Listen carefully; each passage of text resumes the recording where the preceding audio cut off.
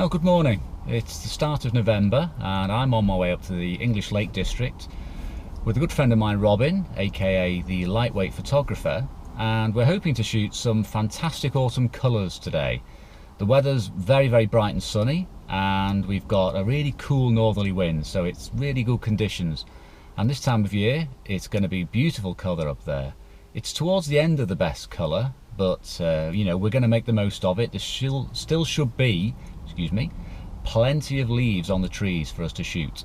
Most excitingly though, we're going to try a few new locations. We are terrors for sticking to the old favourites where we know the spots, you know, the tripod holes, but this time it's going to be slightly different. We're going to try a few locations over towards Coniston, which we haven't been to before. It's always a challenge, it's going to be a bit of a risk. We know we might not come back with something, but at the very least we're going to have identified a few new spots which we can return to in the future. So I'm going to grab myself a coffee now, pick up Robin, and we're going to get on our way.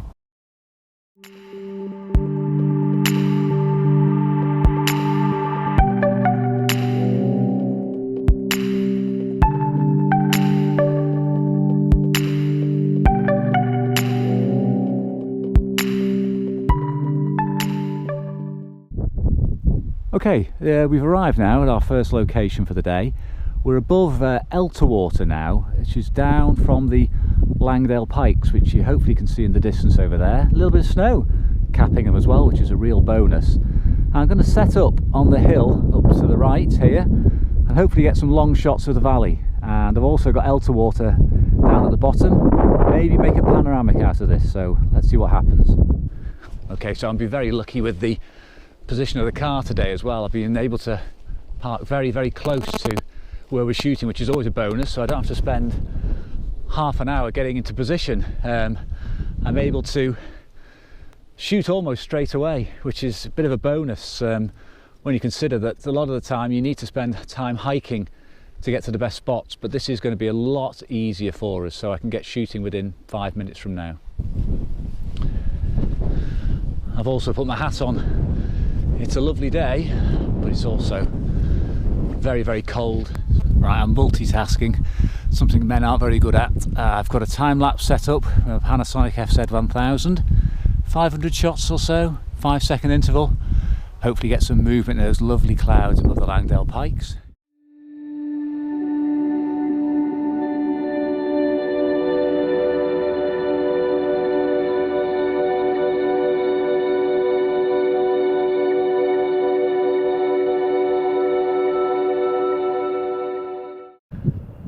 Well, if you're interested in some of the equipment I'm using today, let me just explain first of all about my little infrared camera.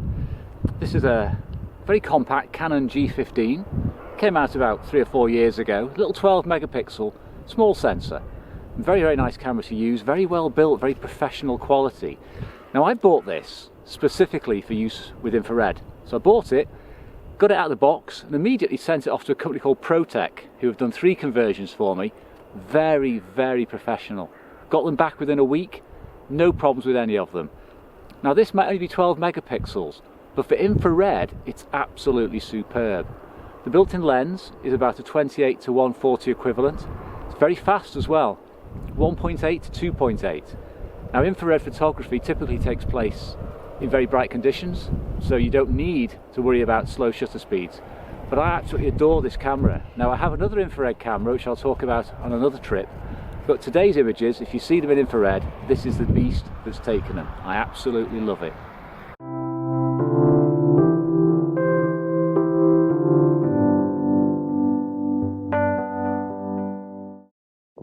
Okay, a few basics of my shot here.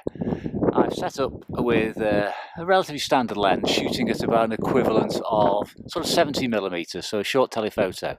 I've got the EM5 set up in 16:9 format, and I've also added on a polarizer filter. Now, the polarizer is working quite well. It's bringing out the blue in the sky much more than without it. It's also saturating the foreground detail. Shooting about at f5.6, no problem with depth of field here obviously. There's nothing in the foreground.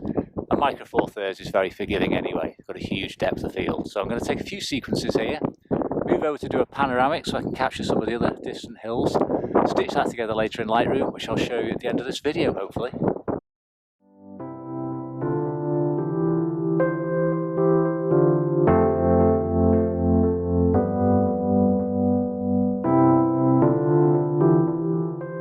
Pretty much done now. I think I've got the shot I wanted. I did get a panoramic.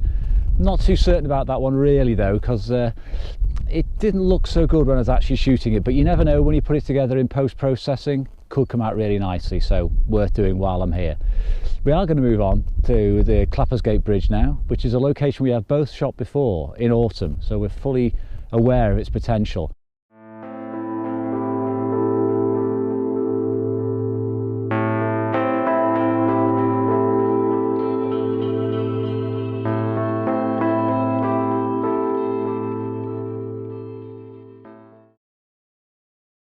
Well, that was absolutely brilliant. I really loved that. It was an unexpected bonus to start a trip with views like the ones you've just seen there. The skies were moving. Wasn't expecting such good sky today, hoping it was going to be like this, but I worried it was going to be clear blue skies. I don't like clear blue skies. I've got a bit of infrared, I've got a bit of a panoramic, I've got a bit of a time lapse. I couldn't ask for more to start with. And now we're going to move on, as I said earlier, to Clappersgate. Beautiful location. Much more intimate than this, much smaller, much more detail, different sort of shooting style required. But this is the nice thing about coming up to an area like the Lake District. There are so many opportunities, so many different types of shots to get, and we're going to try and get as many as we can today, whilst minimising the driving.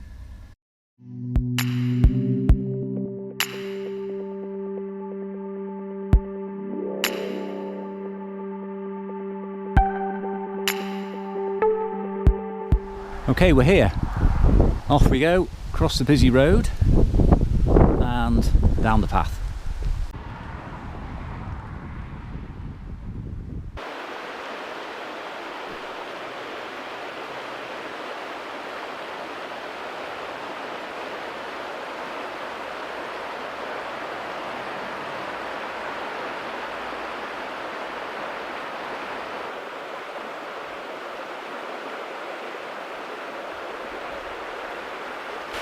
Okay, I'm set up here at Clappersgate with Robin, and we've managed to get the location to ourselves finally, and we've had some nice light coming through the trees. Not perfect, it could be a bit better, but it's certainly not causing a problem in terms of contrast. There's plenty of detail coming out in the shot.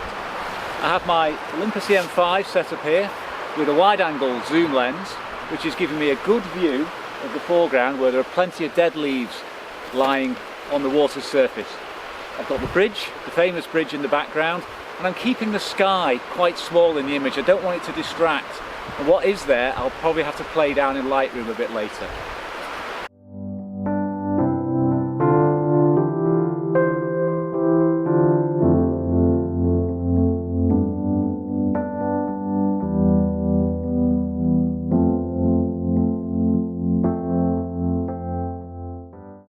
Okay, I think I've done my shots now. I've got a couple of cameras going on the background. I've got a time lapse running, and I've taken a few stills with my little Olympus as well.